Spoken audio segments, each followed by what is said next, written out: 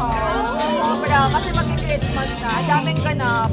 And talagang ang focus ko din talaga sila. So parang house mom din yung atake ko lately. But it's okay. Ang saya. Kasi diba after marriage, nag-focus ako sa kanya. Yes, family first. So, na-enjoy ka being a wife? Yes, kasi happy ako eh. Dami nagsasabi na naba ako. Diba? Pag masaya daw sa relasyon na nanaba.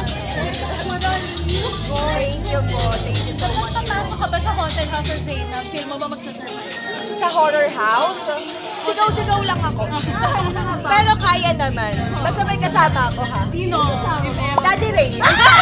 Ikaw dyan! Ikaw dyan! Yes! Hindi, tsaka protective kasi. Diba? Doon na tayo sa mapoprotektahan tayo. Pero dami pag binigyan ka ng 1 million pesos and the challenge is to stay ka sa haunted house. Thank you!